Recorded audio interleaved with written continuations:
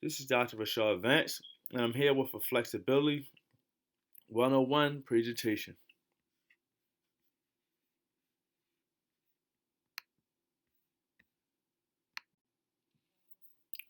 Let's talk about sports athletics. It's good to do neck stretches like these, such as the bridge.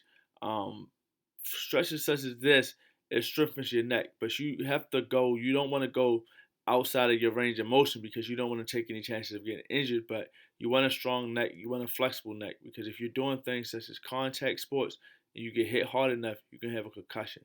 But if that neck is strong and flexible, you lessen your chances of getting injured, especially a serious injury such as a concussion.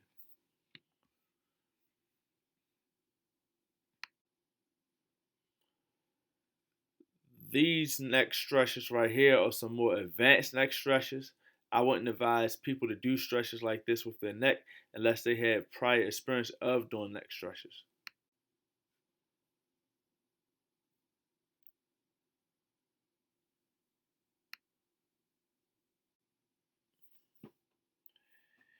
Here are some stretches that allows you to do some splits, a side split. If you do these stretches roughly about 3 days a week, roughly about 8 minutes when you're doing the stretches, eventually you'll be able to do splits. And here are some more stretches. But the key is just being very consistent at doing these type of stretches. Like I said, 3 days a week, 8 minutes a day, and eventually you'll start to see your flexibility increase to the point that you can do splits.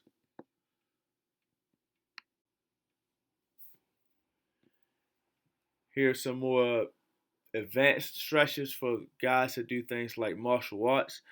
Sometimes people use like apparatuses such as ropes and pulley devices to pull their leg up, but I recommend you try to strengthen your legs without using the devices because you'll get a whole lot stronger and a whole lot more flexible doing it that way.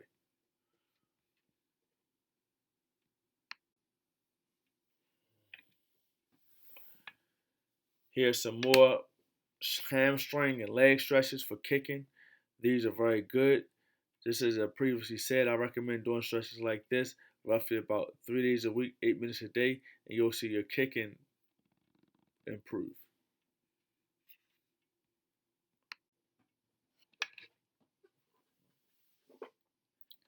Here are some standing split stretches. As you can see, you can start off very basic and work your way up to some intermediate to some more complex and advanced stretches. But you have to do these stretches consistent. If you don't do them consistent, you will not see the results.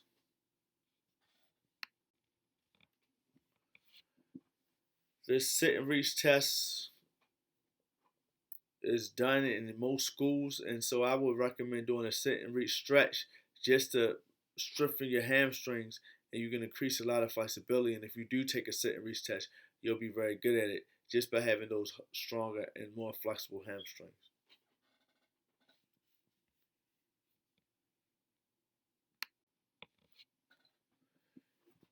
And here are some more advanced standing stretches for your hamstrings. You can start very basic, like trying to touch your toes.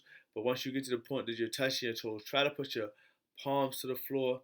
Try to put your head to your legs, and then you can even try to put your head on the ground while still keeping your legs straight. Like I said, hamstring stretches, they strengthen your legs, they strengthen your glutes. So you want strong hamstrings so you can keep moving and be very mobile at a very much older age. So hamstrings is one of the key things you should stretch.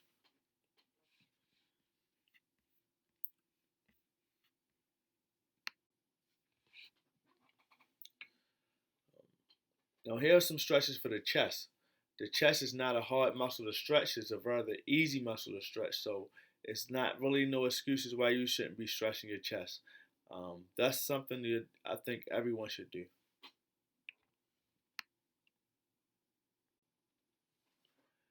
Now here's some more intermediate chest stretches. If you can do these, try these like twice a week. At home, maybe 5 minutes a day with both of them, maybe 2.5 minutes. But here's some intermediate chest stretches. And I'm going to work your way up to some advanced chest stretches. I will be sharing that next. Here's some advanced chest stretches. But stretches like this takes practice, so no one's going to get any stretch like this overnight unless they have prior flexibility and they're very flexible. But if you put the work in, you should be able to do these stretches.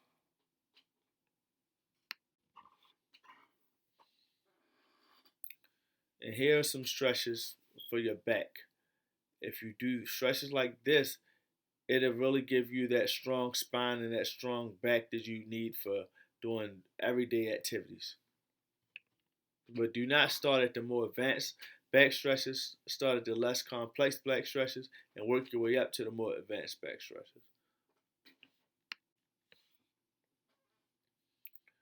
Now, the good old shoulder stretch. Shoulder injuries is very common, but it's just because people are just not stretching that much. But if you stretch your shoulder, you should get very strong, and getting injured, you shouldn't have to worry about things like that. There's a lot of examples on this slide with doing your shoulder stretches, but the main goal is to be able to let two fingertips touch. Once you can do that, you know you have some very strong and more flexible shoulders.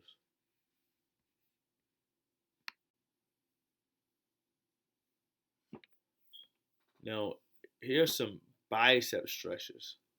Sometimes when you stretch your bicep, you end up stretching your shoulder also, but it's good to do some isolated bicep stretches when you're just by yourself and you're putting in the work to stretch.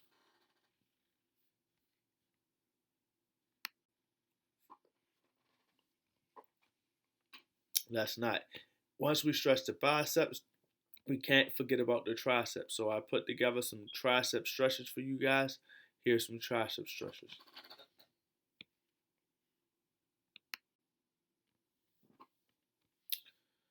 Last but not least, if you have weak ankles and they're not flexible, somewhere else on your body has to compensate. So you want to do those ankle stretches. Basically, you want to do that eversion, inversion, turning your ankles in, putting them on the ground. Do all types of ankle stretches because ankle stretches make you strong. It makes your core strong. It allows you to move good. So you want those ankles to be flexible.